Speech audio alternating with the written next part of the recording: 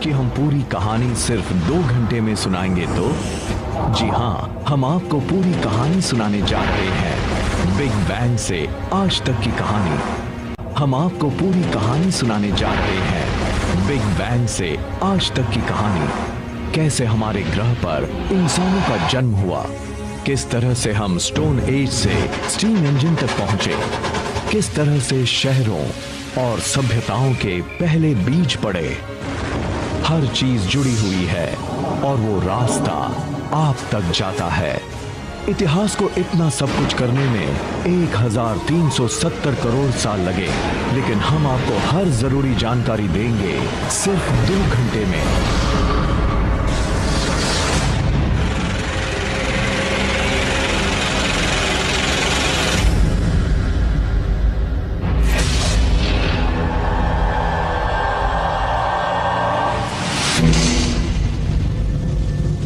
ये है हमारा नवजात ब्रह्मांड।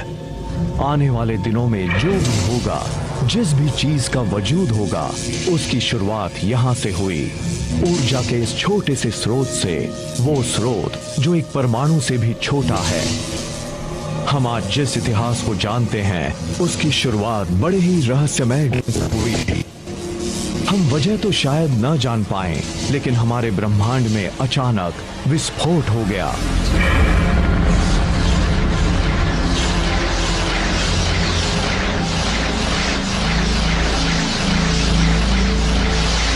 सेकंड के करोड़वें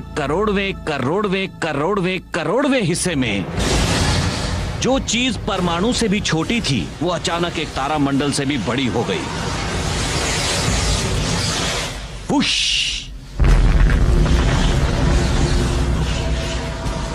आप जिसे देख रहे हैं वो ऊर्जा है, और अगले 2 घंटे में हम जो दिखाने जा रहे हैं उसे समझने के लिए ये बेहद अहम है।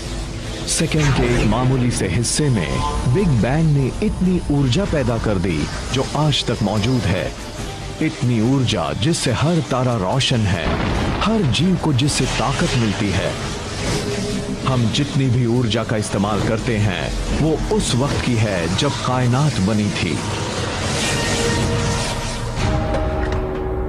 जब हम कार में पेट्रोल डालते हैं, तब हम उस ऊर्जा का इस्तेमाल करते हैं जो बिग बैंग के वक्त बनी थी। हम ब्रह्मांड की ऊर्जा का इस्तेमाल करते हैं।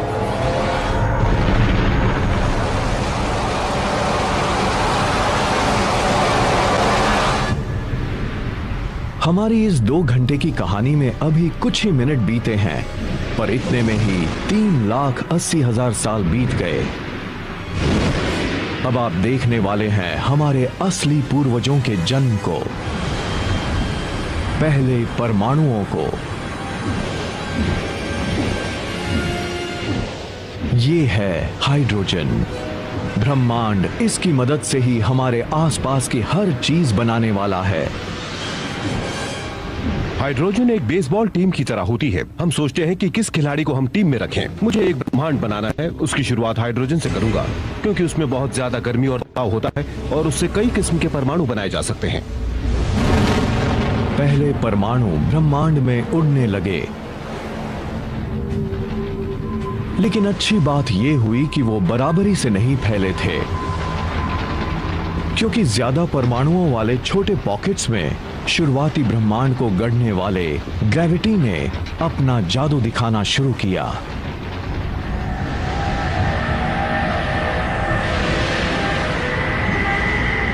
पहले तारामंडल बनने लगे और ब्रह्मांड के अंतहीन राज सामने आने लगे। पूरे इतिहास में जब भी किसी एक जगह पर ज्यादा ऊर्जा और तत्व जमा हुए, वहां जटिल चीजें होने लगीं। पूरे ब्रह्मांड में कई ऐसे इलाके थे जहां पर बहुत बड़े पैमाने पर क्रिएटिविटी, साइंस और आर्ट नजर आ रहा था, और कई नई संस्कृतियां भी बनी, क्योंकि बहुत सारी चीजें एक दूसरे से इंटरैक्ट करने लगी थी। जाहिर सी बात है, जहां भी कुछ होगा वहां नई चीजें विकसित होंगी ही, और जहां कुछ है ही नहीं, वहां पर क्या विकास हो सकता है?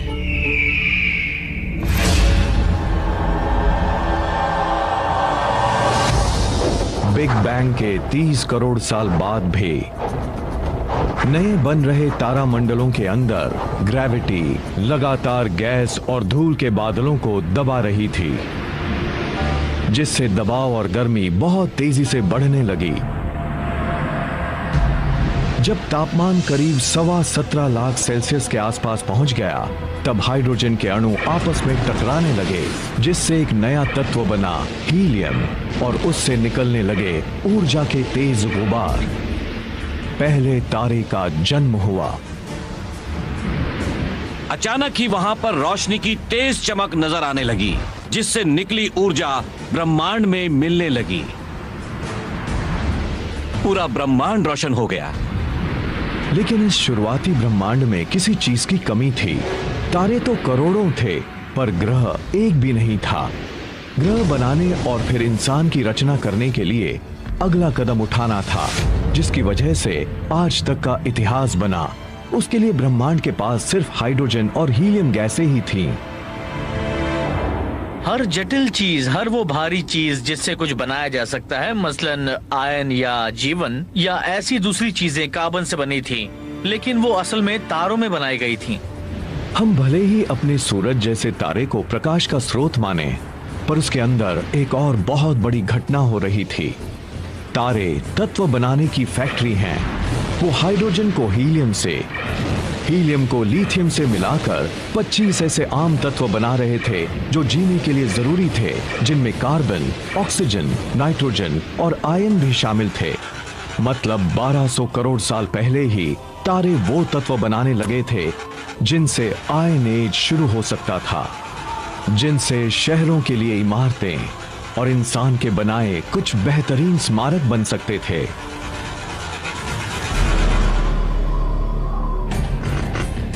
लेकिन स्टैच्यू ऑफ लिबर्टी देखने से पता लगता है कि शुरुआती ब्रह्मांड के सामने अगली चुनौती क्या थी। इस मूर्ति का फ्रेम तो लोहे से बना है, लेकिन इसकी खाल जिस चीज से बनी है वो इतनी भारी थी कि तारों में नहीं बन सकती थी। बात चाहे लेडी लिबर्टी की त्वचा बनाने की हो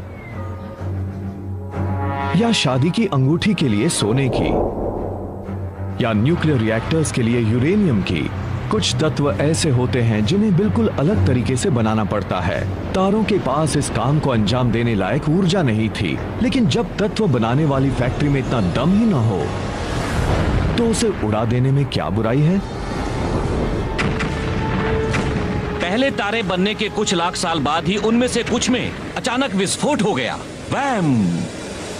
इन विस्फोटों को सुपरनोवा कहते हैं और ये ब्रह्मांड में बिग बैंग के बाद सबसे बड़े विस्फोट थे।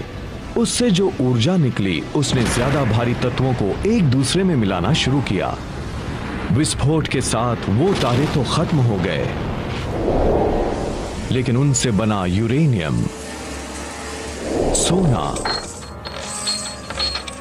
और हमारी दुनिया में मौजूद दूसरे तत्व, जिनमें से एक तांबा भी था।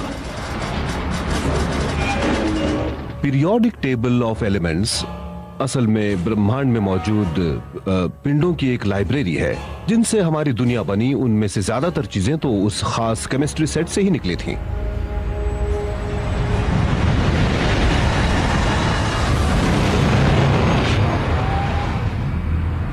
सुपरनोवा की वजह से ही आज हम हैं। हमारे खून में आयन है, उस लिहाज से हमारे शरीर के अंदर आज भी सुपरनोवा के कुछ अवशेष मौजूद हैं। वो हमारे शरीर में घूम रहे हैं। हम सभी स्टारडस्ट हैं। तांबा और टिन, ब्रॉन्ज एज। सुपरनोवा के बिना ब्रॉन्ज एज भी नहीं होता। आप दवा की किसी भी दुकान से मल्टीविटामिन की शीशी खरीदिए और उसमें मौजूद तत्वों को पढ़िए। आपको उसमें तांबा मिलेगा, जिंक मिलेगा, सेलेनियम मिलेगा। उसमें हर वो तत्व मिलेंगे जो सिर्फ बन सकते थे अगर सुपरनोवा हो। तारों से बने वही तत्व पृथ्वी पर जीवन के बीज बने और उनसे ही मानव इतिहास की रचना शुरू हुई। लेकिन सफर तो अभी शुरू हुआ था। इससे पहले कि जीव बनते, ब्रह्मांड को हमारे लिए एक घर भी तो बनाना था। सही घर बनाने के लिए हमें हर जरूरी चीज एक जगह पर जमा करनी पड़ती है। ग्रहों के बनने पर भी यही हुआ था। हमारे पास जो चीजें होती हैं उनसे ही ये तय होता है कि वो ग्रह हमारे लिए किस तरह का घर साबित होगा। हर सही चीज जो बहुत तेजी से घूम रहा था और जहां 6 घंटे में ही दिन खत्म हो जाता था। जब हम पृथ्वी के शुरुआती दिनों की बात करते हैं, उस वक्त की जब ये बनी थी, तब हमें पृथ्वी को एक दूसरा ग्रह मानना पड़ता है। सूरज की किरणें यहाँ पिघले लावा पर पड़ती थीं। हर जगह लावा ही लावा था। कुछ जगहों पर ज्वालामुखी की काली चट्टानें भी थीं। पिघली चट्टान में मौजूद तत्व इधर उधर बिखरे हुए थे। किसी को उन्हें सही क्रम में लगाना था। एक बार फिर से ये काम किया ग्रेविटी ने। हल्की चीजें सतह की ओर बढ़ीं और उन्होंने एक सख्त पपड़ी बना दी। भारी चीजें केंद्र की ओर गईं और उन्होंने पिघले हुए लोहे और निकल का एक कोर बना दिया। उस पिघले हुए धातु का घूमता केंद्र एक मैग्नेटिक फील्ड बना रहा था जो अंतरिक्ष तक गया, एक फोर्स फील्ड के तौर पर। यही हमारे होने वाले घर को सूरज के खतरनाक तत्वों से बचाने वाला था। जल्द ही इस मैग्नेटिक फील्ड ने जीवन को बढ़ने का मौका दिया। बाद में उन खोज करने वालों के लिए भी मददगार बना जिन्होंने दुनिया के दोनों हिस्सों को जोड़ा। लेकिन इन सब के लिए पृथ्वी को एक अहम साथी की जरूरत थी।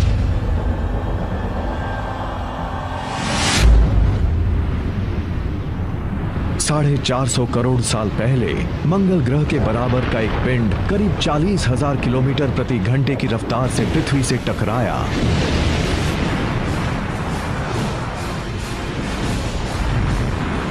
पृथ्वी ने उसके ज्यादातर पृथ्वी पर जीवन के विकास के लिए मौसम बेहद अहम है और पृथ्वी का अपनी धुरी पर थोड़ा सा झुका होना भी पृथ्वी पर जीवन को बरकरार रखने के लिए जरूरी है। चांद की ग्रेविटी की वजह से पृथ्वी की घूमने की रफ्तार भी कम हुई, जिससे हमारे दिन अब 6 घंटे की बजाय 24 घंटे के होने लगे।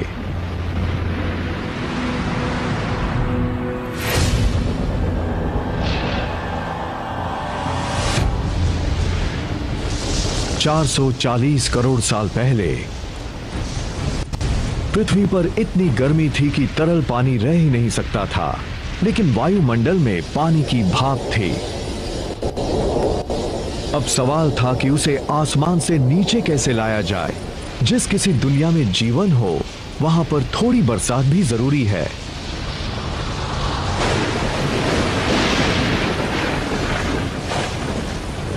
कई लाख साल पहले जब पृथ्वी ठंडी हुई, तब बारिश होने लगी, जिससे तालाब बने, झीलें बनी और फिर महासागर बने। 380 करोड़ साल पहले हमारे ग्रह के पास एक चांद था, एक महासागर था, लेकिन वो वैसा नहीं था जैसा कि आज हम देख रहे हैं। इंसान के इतिहास का मंच बनने के लिए पृथ्वी को ऑक्सीजन से भरा वायुमंडल और ऐसे उपजाऊ महादेश चाहिए थे जहां लोग रह सकें, विकास कर सकें। हमारी नई दुनिया को कौन गढ़ेगा? उनमें से करोड़ों करोड़ हमारी त्वचा पर रेंग रहे हैं।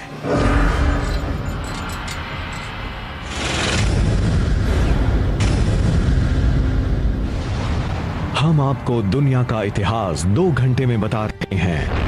बिग बैंग से लेकर आज तक की कहानी। हमारी आज की दुनिया में इससे जुड़े कई सुराग छिपे हैं। दरअसल इस तरह की संरचनाओं में पृथ्वी पर जीवन की शुरुआत के रहस्यमय सुराग छिपे हुए हैं।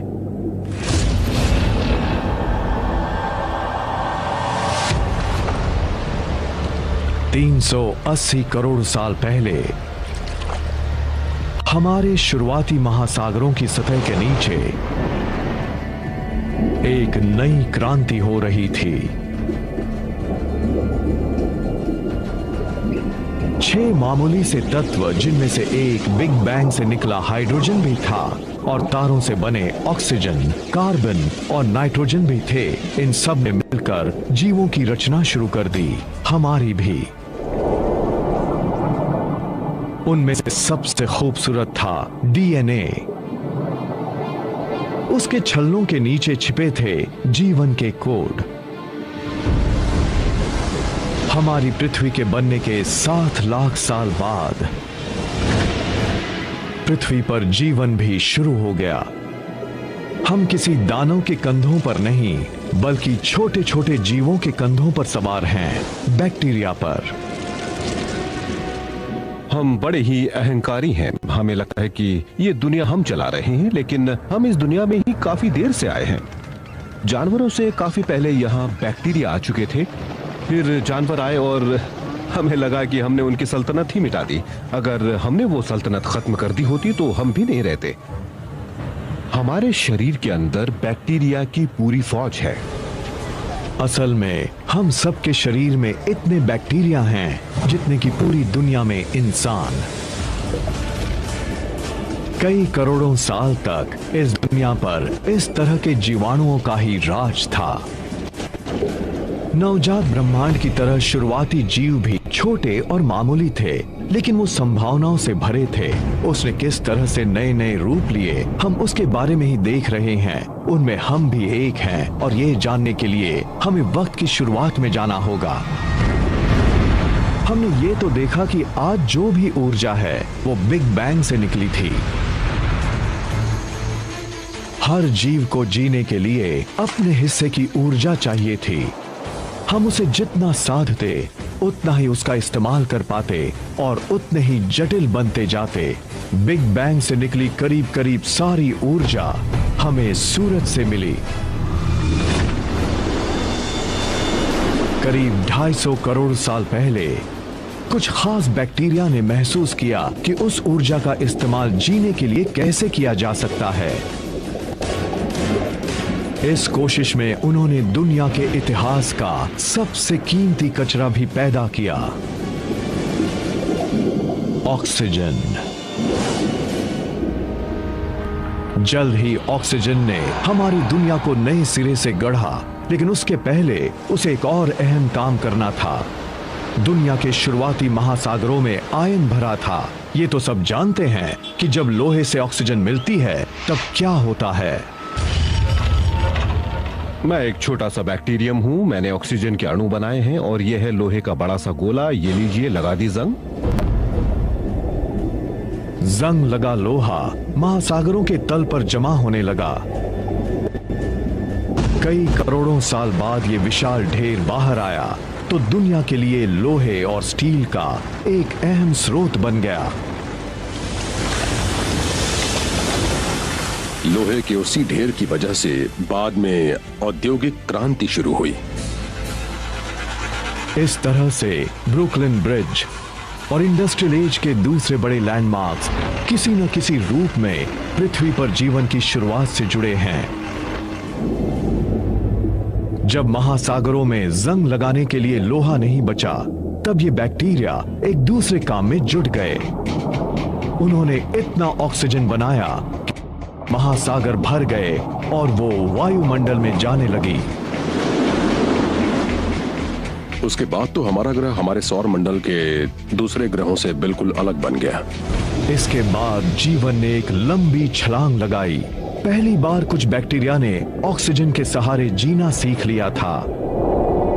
यानी हम जो सांस आज ले पाते हैं उसका इतिहास करीब 250 करोड़ साल पुराना है। करोड़ों साल बाद भी जीव उनके सहारे रहे जिनसे उन्हें फायदा हो रहा था। ऑक्सीजन ने कहानी बदल दी थी।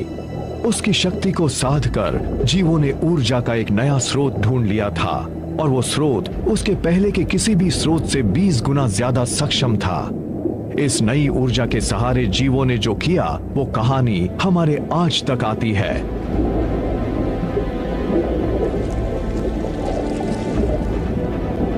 अगले 200 करोड़ साल में जीवन और जटिल हो गया था। आसमान नीला हो गया और उसकी वजह से महासागर भी नीले नजर आने लगे। अब ज्यादा बड़े और ठोस महादेश यानी कॉन्टिनेंट्स उभरने लगे थे। पृथ्वी काफी हद तक वैसी लगने लगी थी जिसे आज हम अपना घर कहते हैं।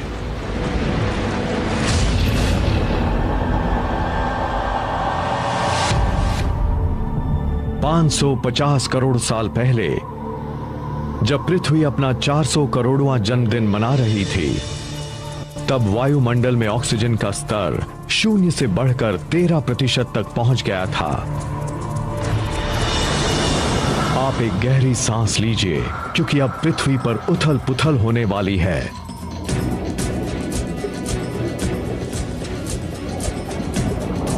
ये है कैम्ब्रियन एक्सप्लोजन, एक बायोलॉजिकल बिग बैंग।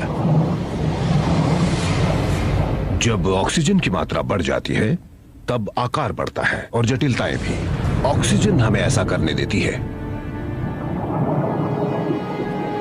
करीब 3 करोड़ साल के इस काल में जानवरों के सबसे ज्यादा और सबसे अहम समूह पैदा हुए। करीब 50 करोड़ साल पहले समंदर में पहली कांटे वाली मछली पैदा हुई। ये मछलियां हमारी पूर्वज हैं। हालांकि ये देखने में हमारे जैसी नहीं लगती, लेकिन इनमें ऐसे अंग थे जिनसे हमारे शरीर के अंग बने, जिनमें रीढ़ की हड्डी, दांत और जबड़े वाला मुंह शामिल था। हमें अपनी पूर्वज मछलियों से बहुत कुछ मिला है। असल में आज के सारे रीढ़ वाले जीव उन मछलियों के बॉडी प्लान पर बने हैं। पृथ्वी के इतिहास के पहले 400 करोड़ साल में पौधे और जीव समंदरों तक ही सीमित थे, लेकिन अब ये सब बदलने लगा था। ऑक्सीजन के साथ ही ओजोन लेयर बना, जो हमें सूर्य के खतरनाक रेडिएशन से बचाता है। पौधे सबसे पहले आगे बढ़े।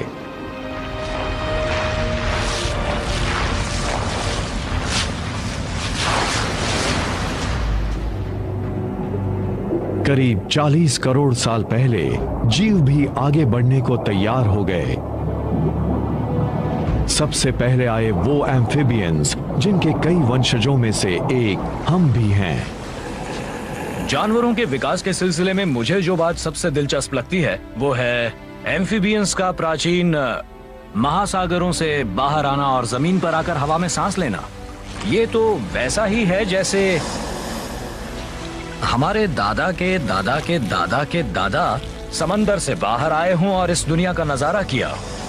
उसे देखकर उन्होंने कहा होगा, अरे मैं तो यहाँ रह सकता हूँ। उन पेड़ों को, कीड़े मकोड़ों को देखो, यहाँ खाना भी है, मैं यहाँ रह सकता हूँ।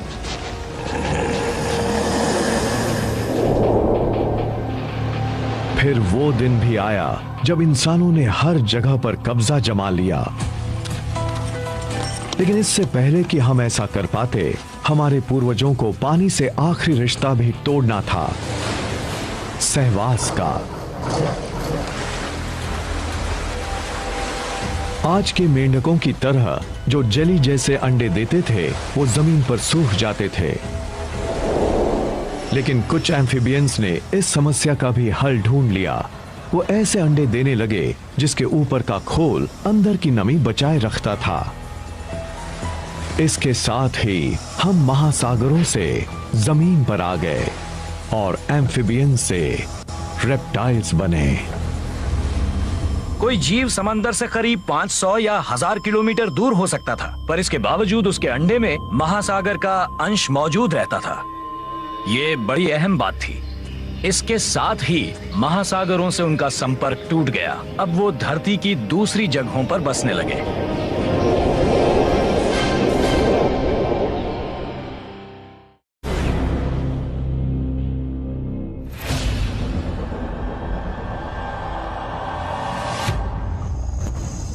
तीस करोड़ साल पहले जीवन विशाल हरे भरे दलदलों में पल रहा था, लेकिन पृथ्वी वहां पर एक नया खेल रच रही थी। वहां पौधों की मौत होती तो वो वहीं पर दफन हो जाते थे। बिग बैंग से जो ऊर्जा पैदा हुई थी, वो पौधों के जरिए जमीन के नीचे तक जाने लगी थी और कोयला बनने लगा था। ये आने वाले करोड़ों साल बाद इंसानों के लिए एक बेशकीमती तोहफा साबित होने वाला था।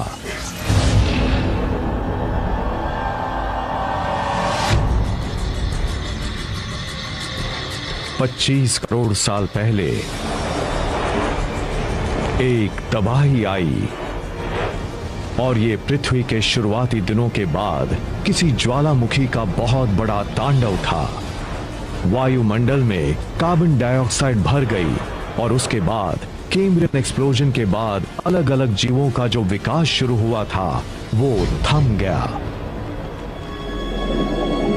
पृथ्वी पर रहने वाली 70% प्रजातियां खत्म हो गईं और इतने बड़े पैमाने पर हुई मौतों को कहा गया पर्मियन एक्सटिंक्शन। पृथ्वी पर इस तरह के विनाश तो होते ही रहे हैं। पिछले 50 करोड़ साल में कम से कम 5 बार ऐसी तबाही आई है जिससे पृथ्वी पर से सबसे अहम प्रजाति ही खत्म हो गई। ये भी ताश की गड्डी को फेंटने जैसा ही है जिससे नई प्रजाति पैदा होती रहती है। उस वक्त भी एक नई प्रजाति पैदा हुई, डायनासोर की। अगले 16 करोड़ साल तक डायनासोर पृथ्वी पर राज करते रहे। उसी दौर में पृथ्वी पर सख्त लकड़ी के पहले जंगल पैदा हुए और 400 करोड़ साल बाद चांद की ग्रेविटी की वजह से पृथ्वी पर 24 घंटे का दिन होने लगा। डायनासोर के शुरुआती काल में दुनिया भर की जमीन एक ही जगह जमा थी जिसे पैंजिया कहते थे, लेकिन अब वो अलग होने लगी थी। अफ्रीका साउथ अमेरिका से अलग हो गया, अटलांटिक महासागर सामने आया और उससे बनी मानव इतिहास की सबसे मजबूत सरहद, वो सरहद जिसने नई और पुरानी दुनिया को अलग कर दिया। इस बात में शक नहीं कि डायनासोर काल के सबसे बड़े जानवर ट्राइसेराटॉप और टी रेक्स ही थे, लेकिन कुछ बेहद अहम जीव उनके पैरों के आसपास भी घूम रहे थे। अगर हम अपनी जड़ों को ढूंढने की कोशिश करें तो पाएंगे कि हम रेंगने वाले विशाल भारी भरकम जीवों के बीच रहने वाले श्रू जैसे छोटे स्तनधारी जीव थे। उस वक्त हमारे जैसे स्तनधारी जीव खास अहमियत नहीं रखते थे। हम अपनी जान बचाए रखने के लिए डायनासोर के अंडों की चोरी भी करते थे। तो डायनासोर के सामने हम कुछ भी नहीं थे। 16 करोड़ साल के डायनासोर काल के इतिहास की सबसे बड़ी बात यही थी कि हम उनसे जंग हार चुके थे, स्तनधारी हार चुके थे। हम एक छोटी बिल्ली जितने बड़े थे। 16 करोड़ साल तक मझोले, बड़े, थोड़े बड़े, विशाल और बहुत बड़े जीव के नाम पर सिर्फ और सिर्फ डायनासोर ही मौजूद थे। उनके सामने हमारा कोई वजूद नहीं था। लेकिन तभी बाजी फिर से पलटने वाली थी।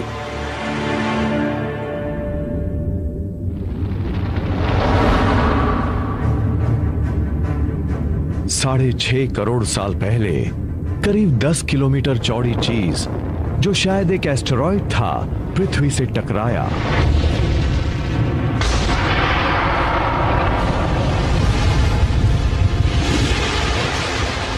धूल के बादल ने सूरज को ढक लिया, तापमान गिर गया।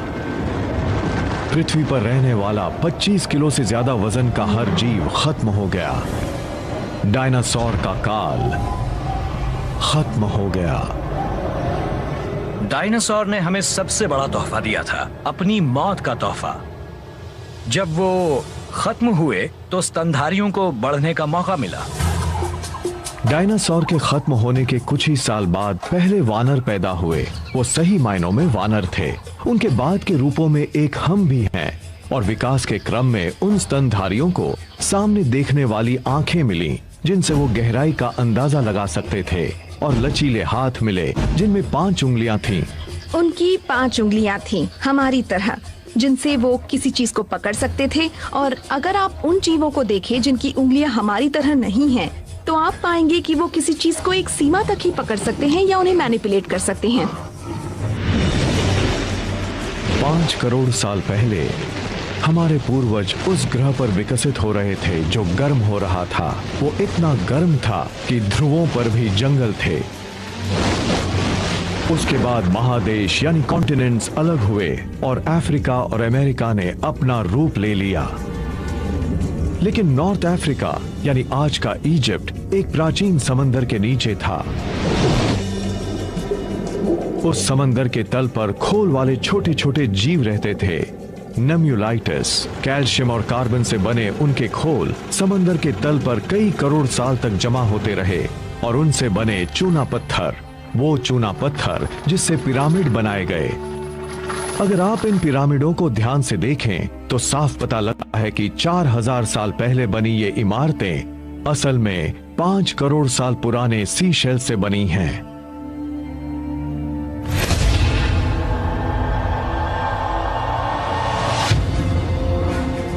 1 करोड़ साल पहले पृथ्वी वो रूप लेने लगी थी जिसे हम आज देख रहे हैं। कोलोराडो नदी ग्रैंड कैनियन बनाने लगी थी। हिमालय जैसी पर्वतमालाएं खड़ी होने लगी थीं। वो इतनी ऊंची थीं कि उनसे मौसम का पैटर्न बदलने लगा। उससे पृथ्वी भी ठंडी होने लगी थी। पनामा का इस्थमुस अब नॉर्थ और साउथ अमेरिका को जोड़ने लगा था। इसके बाद अटलांटिक और प्रशांत महासागर एक दूसरे के करीब आए तो महासागरों में उफान आ गया और दुनिया आइस एज की ओर जाने लगी।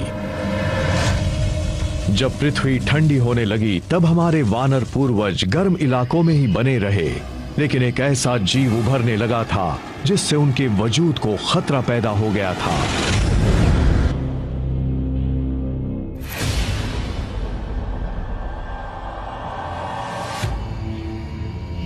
सत्तर लाख साल पहले हमारे वानर पूर्वज पेड़ों पर चैन से रहते थे, लेकिन उनके आसपास के इलाकों पर हमले होने लगे थे। इस नए खिलाड़ी ने भी मानव इतिहास पर उतना ही असर डाला जितना कि पृथ्वी के किसी और जीव ने। आप शायद इस बात पर यकीन न करें, पर हमारे वजूद के लिए एक चीज बेहद अहम थी और वो चीज थी घास। दुनिया के करीब हर इलाके में एक ही वक्त पर घास के मैदान नजर आए। अफ्रीका के सवाना हो, यूरेशिया के स्टेपलैंड्स हो, या फिर नॉर्थ अमेरिका के प्रेरीज, या फिर अर्जेंटीना के घास के मैदान। घास दुनिया में हर जगह थी। ईस्ट अफ्रीका में घास के मैदानों ने हमारे वानर पूर्वजों के जंगल के घरों में घुसपैठ कर ली थी। जब पेड़ कम बचे और उनके बीच दूरी बढ़ गई, तब हमारे पूर्वजों को उसके मुताबिक ढलना पड़ा। वानरों ने देखा कि एक ही पेड़ पर बहुत ज्यादा वानर रह रहे हैं, जबकि वहाँ खाने की कमी है। तब उन्हें खाने की तलाश में एक जगह से दूसरी जगह पर जाना पड़ा और उन दो जगहों के बीच थे घास के मैदान। अब वहां तक पहुंचने का एक तरीका तो था बेतहाशा भागो और दूसरा तरीका यह था कि घास के मैदानों में खाने की जो चीजें हैं उनका ही फायदा उठाओ, वही खाओ। इसके बाद कुछ वानर तो इस वीरान नए घर में आ गए। ये जगह उन वानरों के लिए ज्यादा अच्छी थी जो 2 पैरों पर चलते थे। वो लंबी घासों के ऊपर से सिर उठाकर अपने दुश्मनों पर नजर रख सकते थे। 2 पैरों पर चलना एक बहुत ही अहम विकास था, क्योंकि उससे दोनों हाथ खाली रहते थे। हाथों ने भी मानव इतिहास को गढ़ा है।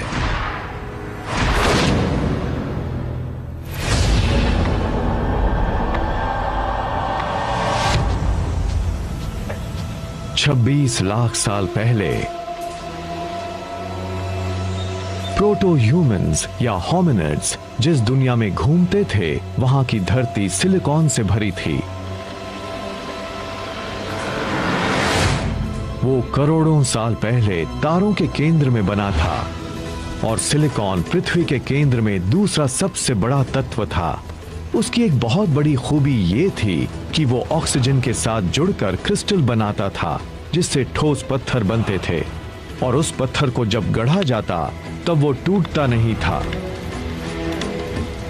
होमिनिड्स ने 26 लाख साल पहले ही क्रिप्टोक्रिस्टलिन सिलिकेट्स को तोड़ना सीख लिया था, जिससे धारदार किनारे बनते थे और लोग उनका इस्तेमाल 26 लाख साल तक करते रहे। जैसे ही मामूली से पत्थर पर धारदार किनारा बना, हमारे पास एक हथौड़ा आ गया। हमें काटने का एक हथियार मिल गया। पत्थर की एक मामूली से हथियार की मदद से इंसान अब 1000 ऐसे काम कर सकता था जो वो पहले नहीं कर पाता।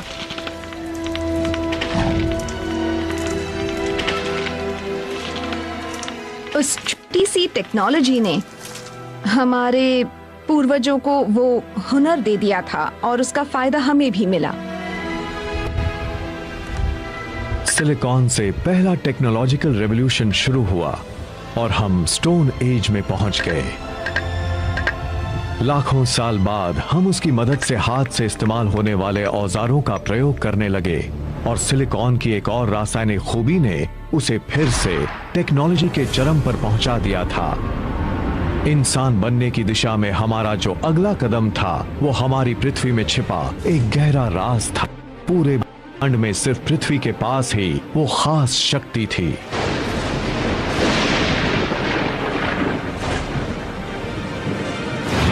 सौर मंडल के तमाम ग्रहों और चांदों में सिर्फ पृथ्वी पर ही ऐसी खास खूबी है जिससे कि यहाँ आग जल सकती है। दूसरे ग्रहों और चांदों पर बिजली और लावा है, लेकिन सिर्फ पृथ्वी पर ही 2 ऐसी चीजें हैं जिनसे आग जल सकती है। एक तो है पेड़ पौधों से मिलने वाला ढेर सारा ईंधन और दूसरी है वायुमंडल में मौजूद ऑक्सीजन जो लपटों को भड़काती है। अगर यहाँ आग नहीं जल पाती तो हम आज भी भटकते ही रहते। होमो सेपियंस ने आग के इर्द गिर्द अपनी दुनिया बनाई थी।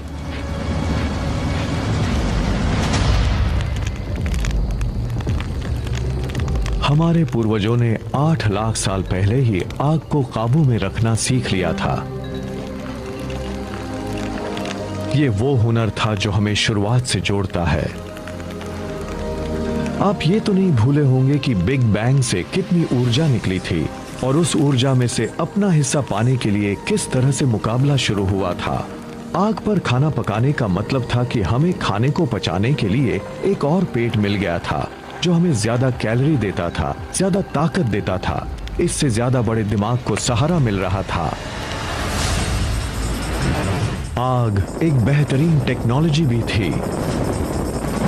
जल्द ही हमने मिट्टी से बर्तन, धातु से हथियार और पानी से भाप की शक्ति का इस्तेमाल सीख लिया। अगर हमारे पास आग नहीं होती तो इंटरनल कंबशन इंजन भी नहीं होते, आग नहीं होती तो धातु नहीं होते, आग के बिना रबर नहीं होता। ये वो टेक्नोलॉजी थी जिसने उनके लिए संभावनाओं के दरवाजे खोल दिए जो उसका इस्तेमाल करना जानते थे।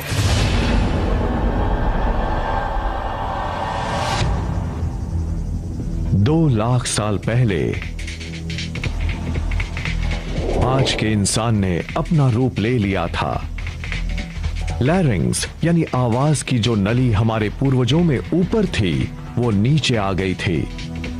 अब वो ज्यादा जटिल आवाज निकाल सकता। हमने बोलना शुरू कर दिया था।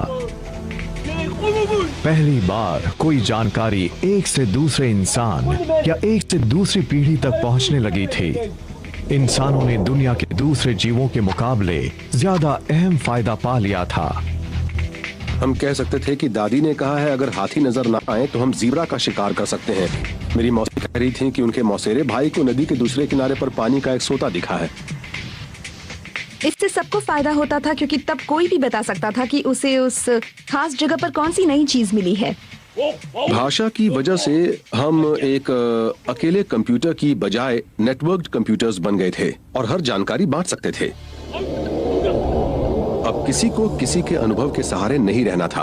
अब हर इंसान किसी और से वो जानकारी पा सकता था जो उसके पास थी।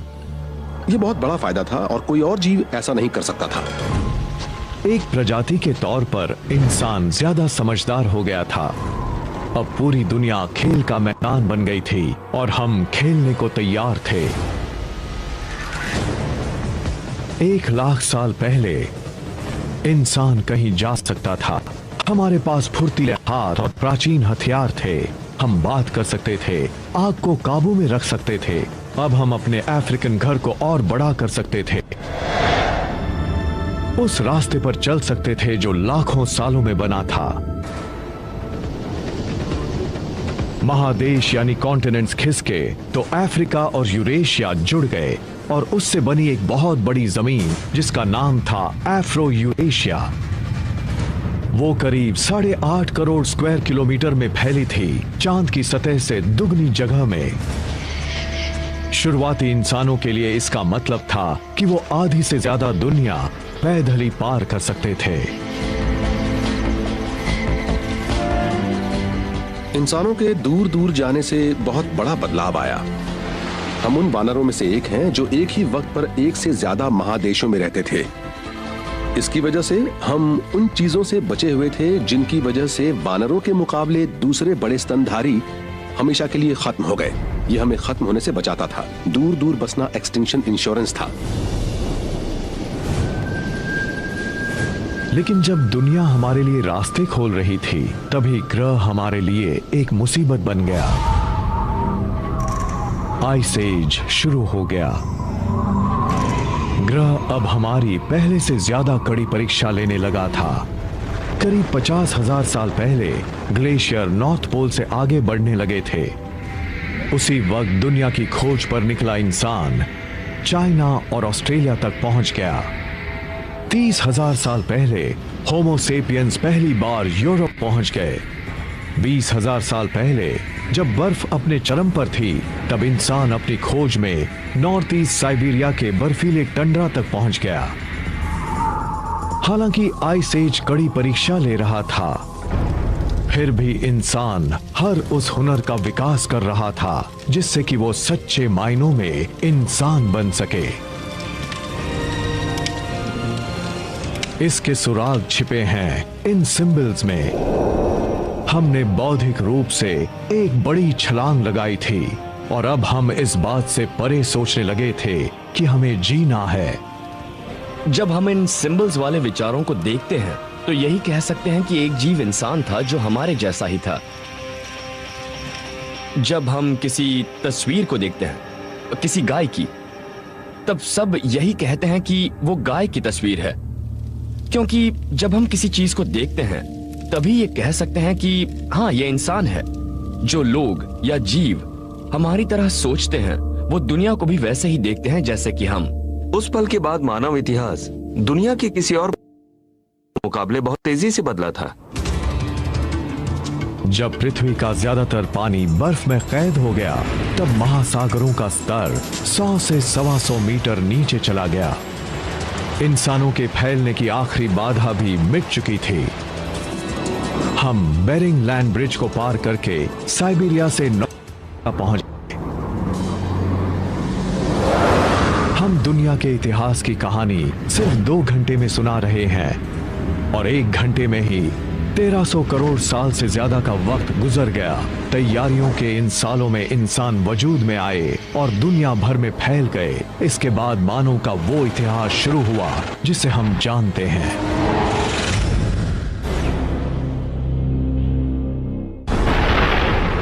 दुनिया का हमारा इतिहास वक्त की शुरुआत में एक बिग बैंग के साथ शुरू हुआ था। फिर हमने करीब 1400 करोड़ साल का सफर तय किया।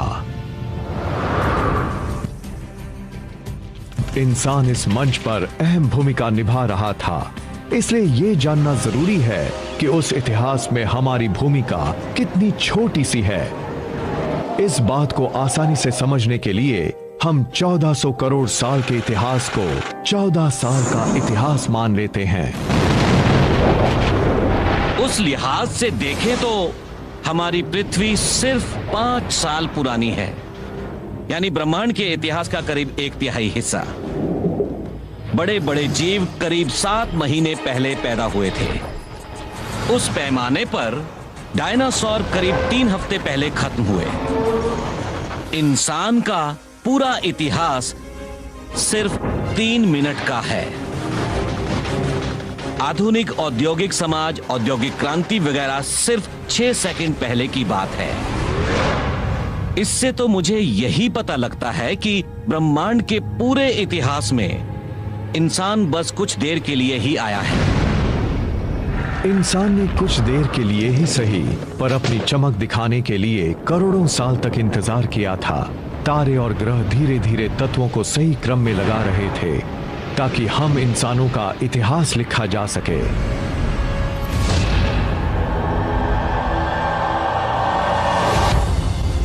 10,000 BC में अफ्रीका से बाहर आने के 1 लाख साल के अंदर ही इंसान साउथ अमेरिका तक पहुंच गया था।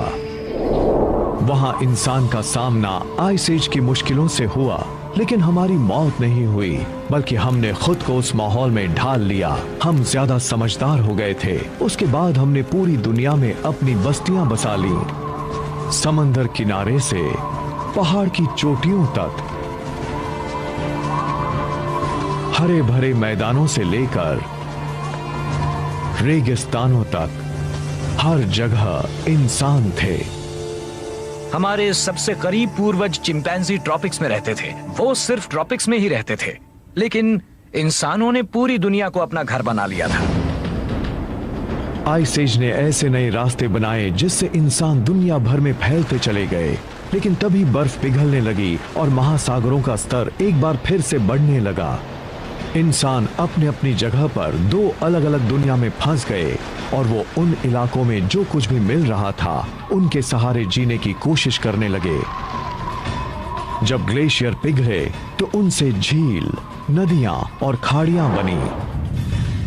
उसके बाद वो नक्शा बना जिसे हम जानते हैं। अफ्रीका में तेज बारिश की वजह से लेक विक्टोरिया और लेक एल्बर्ट का पानी बढ़ा, जिससे इजिप्ट में नील नदी बन गई।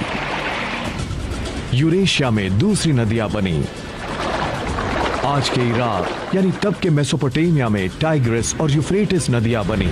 आज के पाकिस्तान में इंडस नदी का जन्म हुआ। चाइना में येलो और यांगसी नदियां बहने लगी। बर्फ की उन चादरों के पिघलने के बाद इन सारी नदियों ने ही मानव इतिहास को गढ़ने में बड़ी अहम भूमिका निभाई थी।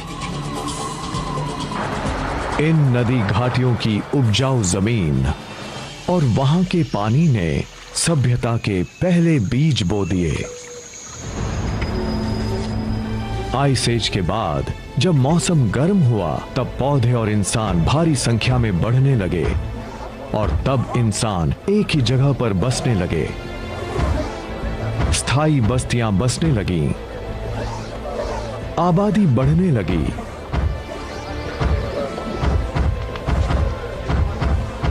जब खाने वालों की संख्या बढ़ी तब हमारे पूर्वज भी समझदार हो गए। अब उन्हें अपने आसपास के इलाकों से ज्यादा खाना जमा करना पड़ रहा था।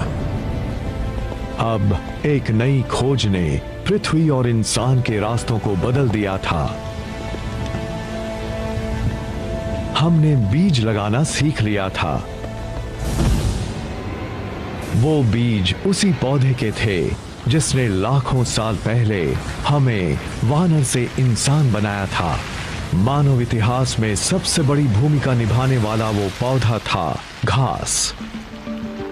घास का बीज बहुत छोटा होता है, उसे खाते नहीं हैं। अब मैं एक जंगली भैंस का शिकार करूं या घास खाऊं, जाहिर है शिकार ही करूंगा। लेकिन कमाल की बात ये थी कि घास के बीज दुनिया की सबसे अहम फसल बन गए। उसे उन संग्रह और शिकार करने वाले लोगों ने हजारों साल तक नजरअंदाज किया था। लोगों ने उनका इस्तेमाल तब शुरू किया जब उनके सामने और कोई चारा नहीं रहा।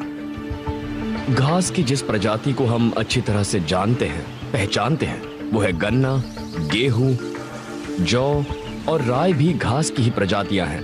हर तरह का अनाज घास की ही एक किस्म है।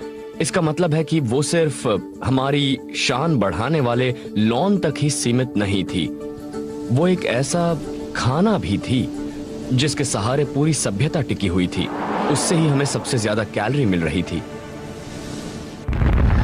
एक बार फिर से बात आती है बिग बैंग की। हर जीव की कहानी का केंद्र है वो ऊर्जा जो उस महाविस्फोट से निकली थी और जिससे हम सभी अपना हिस्सा पाना चाहते थे। जिस तरह से ऑक्सीजन ने हमें बढ़त दिलाई, आग ने हमें ज्यादा कैलोरी लेने की ताकत दी, उसी तरह से खेती भी ऊर्जा के क्षेत्र में एक क्रांति थी। संग्रह शिकार करने वाले इंसान को जीने के लिए करीब 25 स्क्वायर किलोमीटर में भागना पड़ता था। इतनी दूरी में उसे जीने लायक पौधे और गोश्त मिल जाते थे, लेकिन एक किसान सूरज की ऊर्जा की मदद से उस इलाके के सिर्फ 10वें हिस्से में ही अपनी जरूरतें पूरी कर लेता था। पिछले आइस एज के बाद जब मौसम गर्म हुआ तब दुनिया में करीब आधा दर्जन जगहों पर खेती की जाने लगी थी। लेकिन भौगोलिक रूप से देखें तो पौधों और पालतू बनाने लायक जानवरों का सबसे बड़ा समूह नजर आया मध्य पूर्व के उपजाऊ इलाकों में। मिडिल ईस्ट में कई किस्म के जीव नजर आने लगे थे और उन जीवों को पालतू बनाया जा सकता था, जीवों को भी और पौधों को भी। बात जब जानवरों की आती है तो नाम आता है सूअर, भेड़ और बकरियों का। पौधों के मामले में गेहूं की 2 किस्में, राय, जौ, मसूर, अंजीर जैसी चीजों की खेती दुनिया के इस छोटे से हिस्से में की जा रही थी। फर्टिल क्रेसेंट के मुकाबले बाकी के अफ्रो यूरेशिया के सब सहारन अफ्रीका और अमेरिका जैसी जगहों पर जीवों की पालतू बनाने लायक प्रजातियां बहुत कम थीं। ये एक बहुत बड़ा फर्क था। जिन लोगों के पास पौधों और जीवों का सही तालमेल था वो ज्यादा शक्तिशाली बन गए और वो आधुनिकता की ओर भी बहुत तेजी से बढ़े।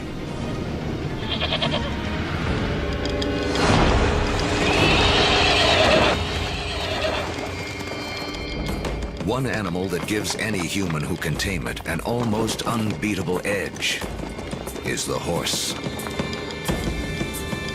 It's a little-known fact that although horses first evolved in the Americas, they died out there along with many other large mammals around 10,000 BC. There were at least 3 species of Ice Age horses in North America, maybe more. Some as small as ponies, some as big as Clydesdales. And they had evolved in North America for 40 million years. They're part of the whole history, and then they're gone. They're gone. These powerful potential allies disappear before they can be used by the first North Americans. Fortunately, before that happened, large numbers of horses escaped back across the Bering Strait land bridge and spread out across the great grasslands, the steppe lands of Central Eurasia. A narrow escape that had a profound effect on human history. Around 4000 BC, nomadic people in Central Asia learned to tame them for the first time. Domesticated horses will be harnessed across Eurasia, advancing everything from work to warfare. Perhaps no other animal has had a bigger influence on the course of human history. And the circle wouldn't be complete for another 5,000 years, when Christopher Columbus would bring horses with him on his second voyage to the Americas. His horses would be the first to set hooves in the Americas since the Great Die-Off over 10,000 years earlier.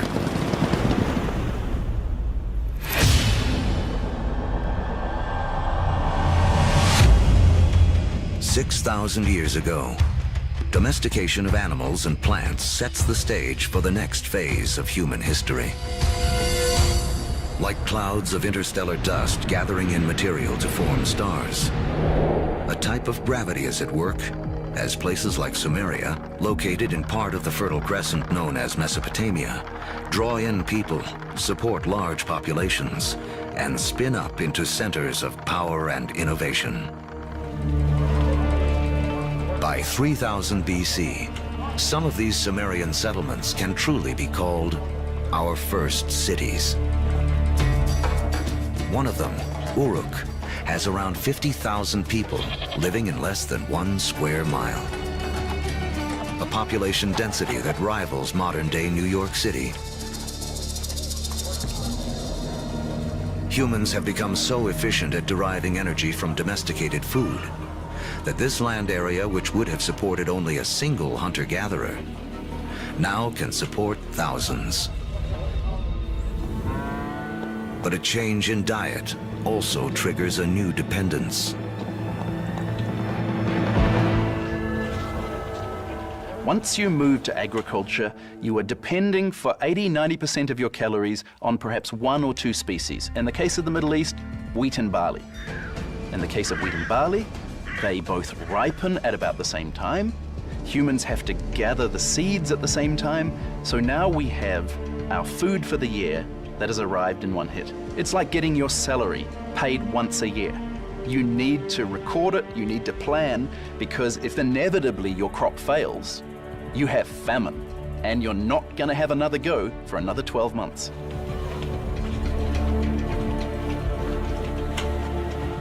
In these first cities, crops are king. To keep track of them, our ancestors developed the first writing. To protect them, the first armies. And to administer them, the beginnings of politics. When you have hundreds or thousands of people who are living together, there's simply too many people to sort of run around and create a census. It creates a need for government. It creates a need for some form of social and political hierarchy. Planting seeds has set man on a new path. Settlements have grown into cities. But to take the next epic step from city to civilization, we'll need the help of a very surprising creature.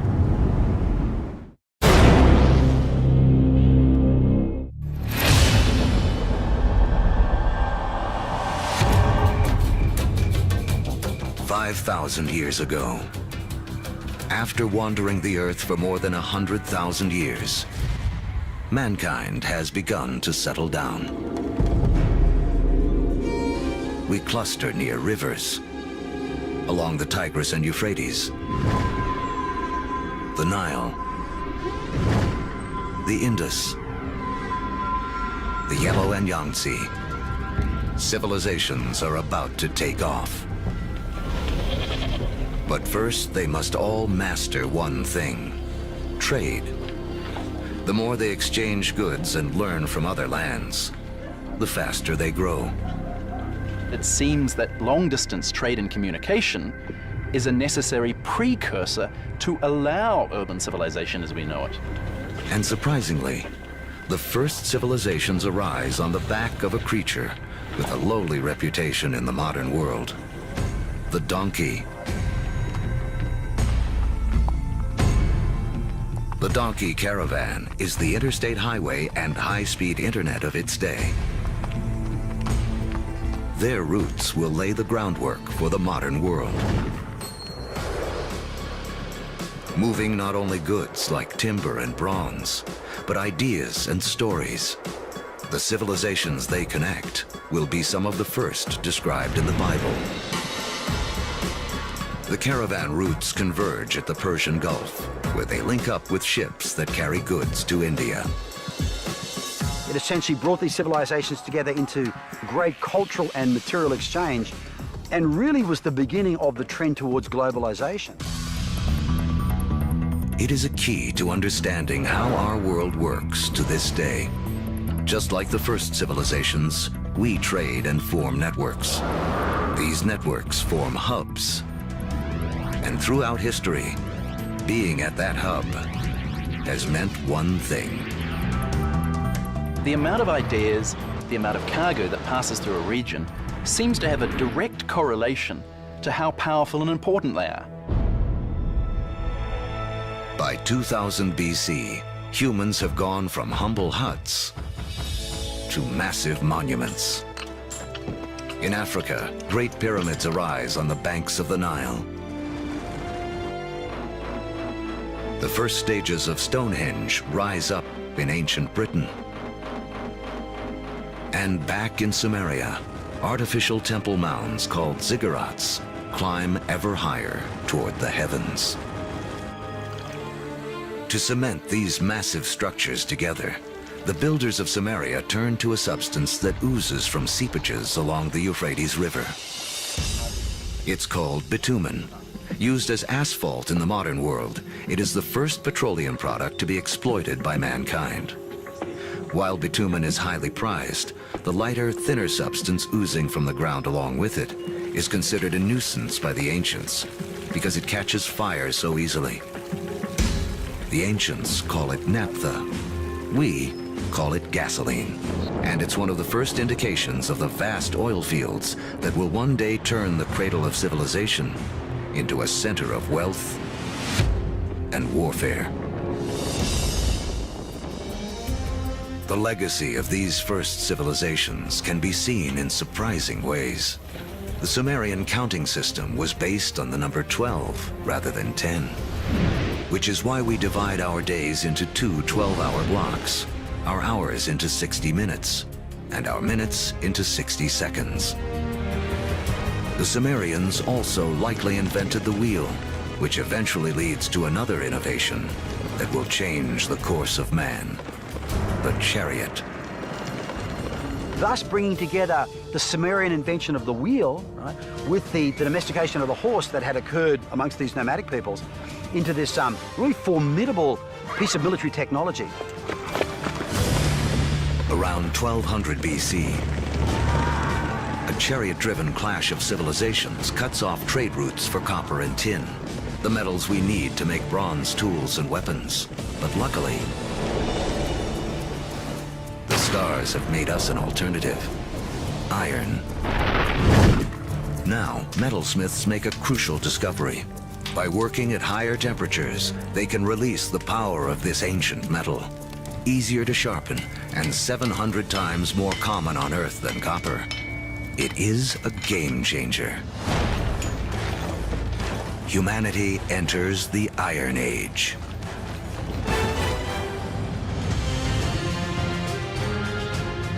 As we reach the first millennium BC, history has taken us on a wild ride. From the initial blast of the Big Bang to the formation of Earth and its first creatures, and the rise of man. We've seen the Ice Age create bridges to spread mankind around the world, then strand us on different continents, leaving us to survive on what we have at hand. So by 1000 BC, the world remains a divided place. The trade network that connects much of Eurasia and North Africa doesn't yet penetrate the planet's driest deserts or cross the vastest oceans.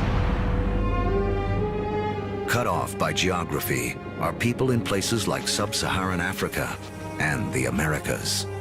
With few easy-to-domesticate plants and animals of their own, they remain tied to more ancient ways of life.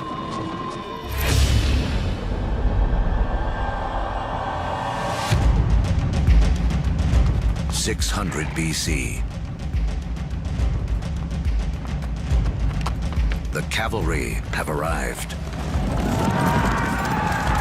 Humans ride into battle on horseback for the first time. We've seen that just taming a horse gives man a massive advantage.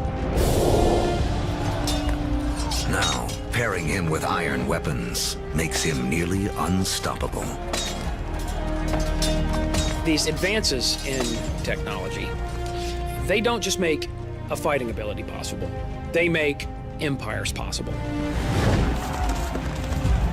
And that is the story of the next several millennia. With new technology and improved logistics, empires spread, uniting massive land areas under a central control. As empires grow, so do new beliefs.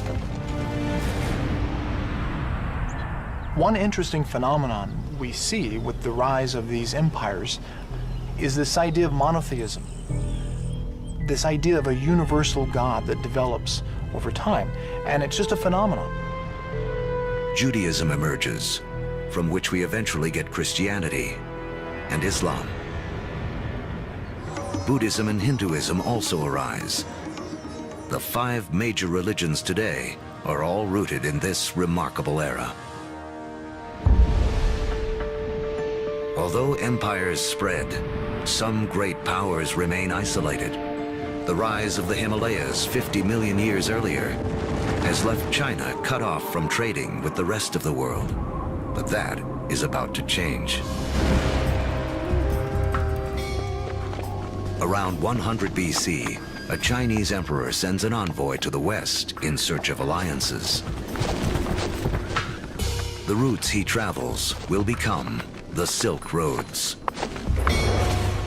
a massive trade network that connects China across Central Asia to the Roman Empire. China has joined the world. As far as we know, no Chinese trader ever met a Roman, no Roman ever met a Chinese trader, at least during this first period of the Silk Roads. But this vast trade then began to explode. Between about 100 BC and about 200 AD, we have 3 centuries of trade and cultural exchange on a level that has not been seen before in human history. But this new human network also unleashes hidden dangers.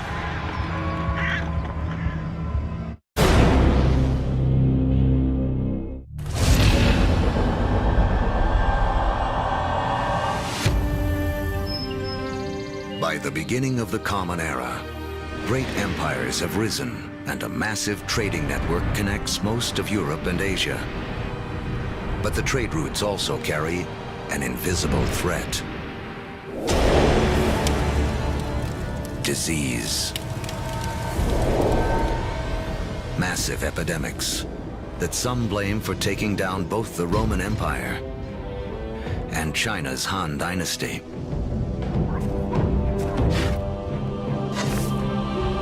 But these networks also lead to the spread of religion. In 312 AD, the Roman Emperor Constantine converts to Christianity, paving the way for it to become the dominant religion of Europe and the West.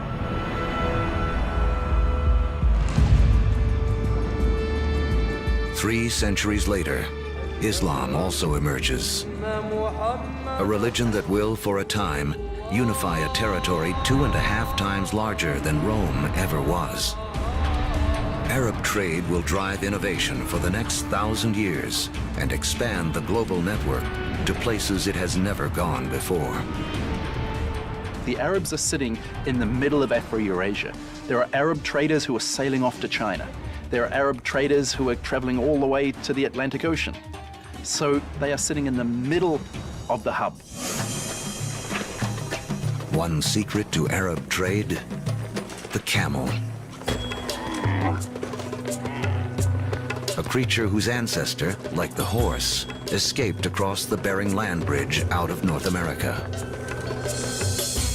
A caravan of 6 camels can lug as much as 2 tons of cargo as far as 60 miles a day. Twice the load of a donkey caravan in half the time.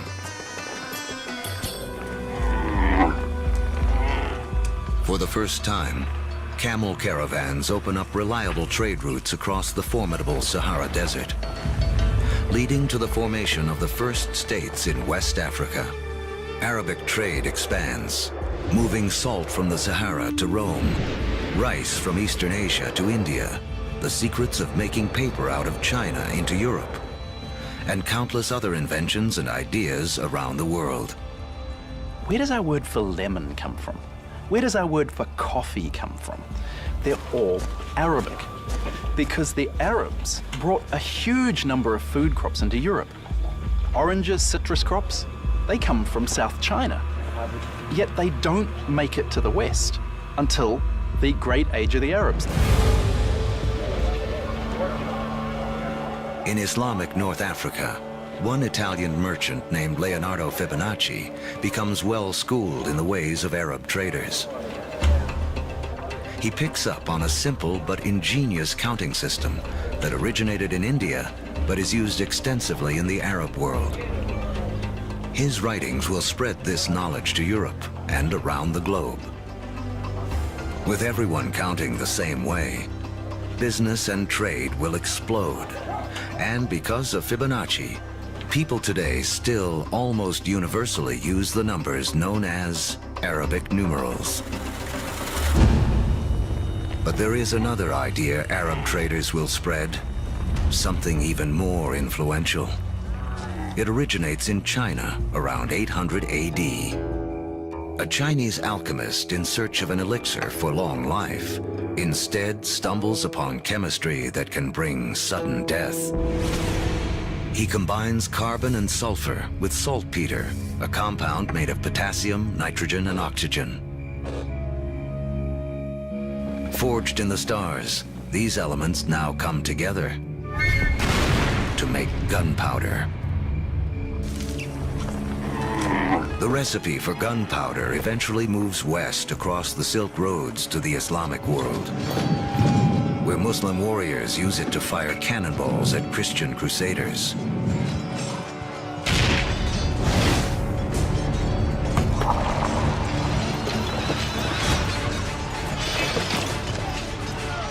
Europeans pick up on the idea, embracing and perfecting gunpowder weapons.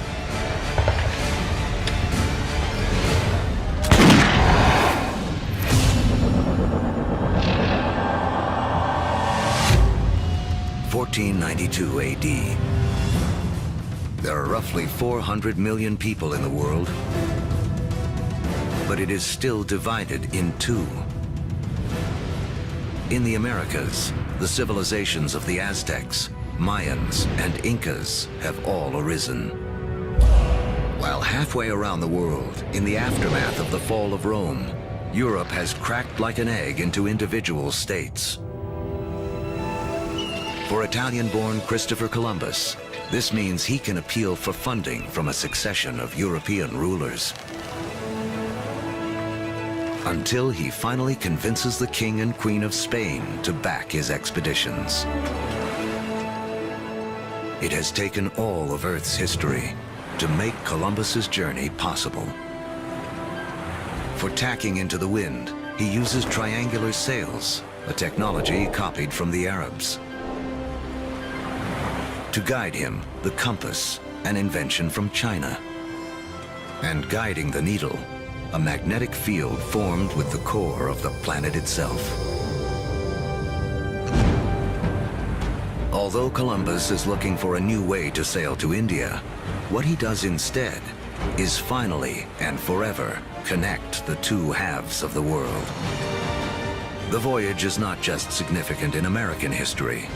As you'll see, it's a pivotal event in all of human history. Nothing will ever be the same.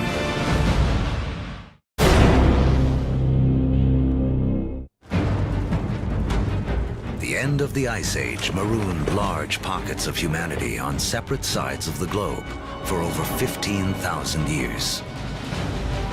Now, that's all about to change. The voyage of Christopher Columbus in 1492 is taught as one of the most significant events in American history. In fact, it's one of the most significant events in all of human history. Prior to that voyage, the Great World Zones had existed largely in isolation.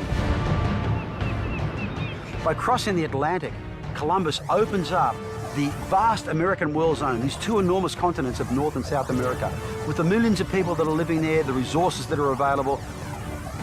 And for the first time, people living in Eurasia become aware of this other part of the world. Until the voyage of Columbus, these people may as well have been living on different planets, so isolated were they. A trade network that started with the first civilizations, connected Europe, Asia, and Africa, now reaches across the Atlantic. In this vast new global network, new hubs will form. And once again, power will shift. For most of the last 2,000 years, Europe hasn't been that important. Then we get the age of Columbus, and what do you know? This is exactly the time where we see the rise of the West. This is when the West starts taking over, when it gets itself smack bang in the middle of the biggest exchange network the world has ever seen. Now, foods that had been isolated on disconnected continents begin to move around the world. Maize from the Americas shows up in Egypt and China. Potatoes from the Andes prove perfectly suited to the soils of Ireland and Russia. The old Fertile Crescent grains, like wheat, begin to feed the Americas. New foods mean more calories, more energy. Within 3 centuries of Columbus's voyage, the population of the world will more than double to 900 million. But the unequal hands dealt to the two hemispheres now play out in a deadly climax. European conquistadors, inheritors of the agriculture and animals of the Fertile Crescent, and the trade spread along the vast networks of the Old World, come bearing guns, riding horses, and carrying infectious diseases. The result, slaughter. In the years following Columbus's first voyage, 95% of the native population in the Americas will die from European guns and germs.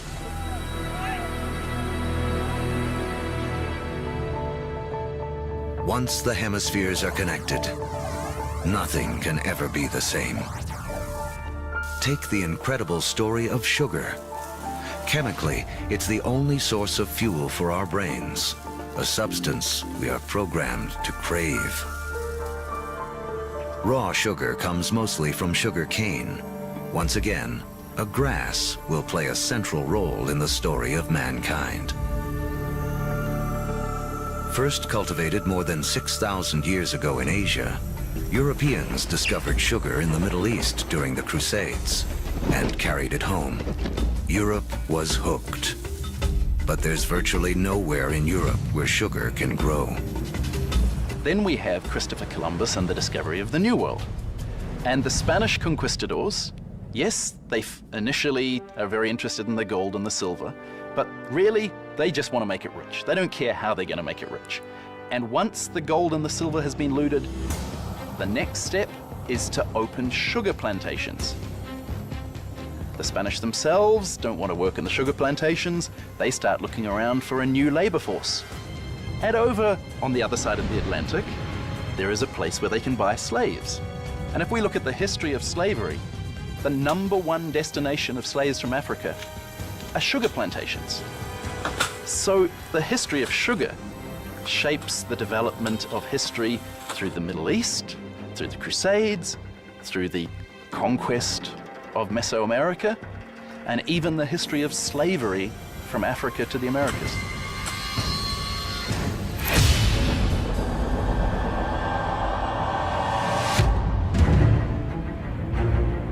In the year 1700, mankind has hit a wall. Most humans continue to live simple lives, more like our ancient ancestors than our own. When you think back to the world in 1700, most people were farmers, most people practiced small-scale subsistence agriculture, most manufacturing was done in workshops. In 1700, it takes over a year for cargo and information to circle the planet, longer than it would take us today to get to Mars. What's holding us back is how we power our lives. In Egypt of 2000 BC, 90% of all work was done by human muscle, with animals kicking in the rest. By 1700 in Europe, the majority of work, 70%, is still driven by human muscle. Muscle power alone can't clear the path to the modern age. But there's a breakthrough hidden deep within the Earth.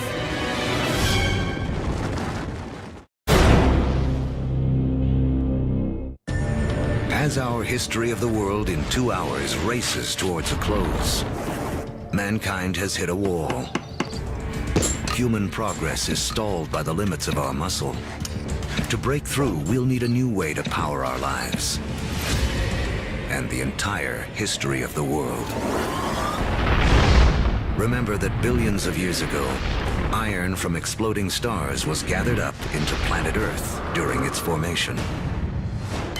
Thousands of years ago, man started using this iron for tools and weapons. To keep our forges burning, we began cutting down our forests. Now, 300 years ago in Britain, iron is in high demand, and the trees are running out. The British need a new source of fuel, and thanks to the decayed remains of ancient ferns, they have one. Coal.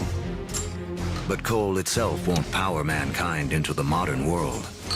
There's one more fateful twist in the story. As the quest for coal takes miners ever deeper into the ground, water begins flooding the tunnels. To pump out the water, a new invention is needed. In 1712, Thomas Newcomen produces a pump powered by burning coal, and driven by steam. Newcomen's machine is the first practical steam engine. It is this combination, energy and engine, fuel and machine, that will free man from the limits of his own muscle and change the world. The Industrial Revolution begins. Along with political revolutions in America and later France, this technological revolution forever transforms the landscape of the world. And before long, the Atlantic world has become the new economic, therefore cultural, therefore political, therefore military leader, and will utterly dominate global geopolitics from that moment to this. Trains thunder across the countryside. By the 1870s, the internal combustion engine has arrived, and the Germans invent its killer app, the automobile. Oil, the substance which the ancients considered too flammable to be of any use, becomes the most important commodity on the planet, fueling even more innovation. The telegraph and telephone move messages at lightning speed. With electricity, mankind reclaims the night from darkness. The hub of power has shifted. In 1800, Europeans and their descendants controlled 35% of the land on Earth. By 1900, they control 85%. By the 20th century, fossil fuels and the internal combustion engine have amplified everything, including warfare. That technology meant that military power and military conquest was something that could be international in a way that it had never been before. In the 20th century, almost 3 times as many people are killed as a result of war as in the previous 2,000 years of human history combined. The application of the industrial skills, the industrial technologies of the 18th century reached their culmination, I think, with these extraordinary events. And it's all being driven again by the micro-fossilized bodies of organic entities that disappeared into ancient swamps millions and millions of years ago. The Industrial Revolution also allows the human population to explode. It has taken 200,000 years of human history, from the dawn of man to the year 1900, for the population to reach 1.6 billion. Now, within the 100 years of the 20th century, it nearly quadruples to more than 6 billion. The 20th century is the most extraordinary moment in human history. Never before have we seen change on such a scale.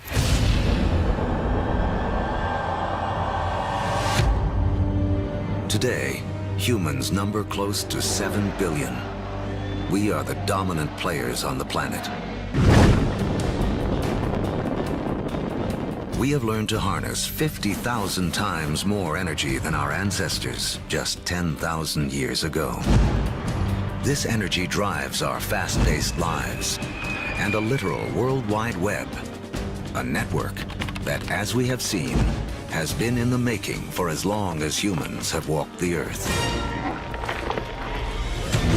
Our 2-hour story is coming to an end, a story that really began 14 billion years ago with a tiny universe where everything was all in one place.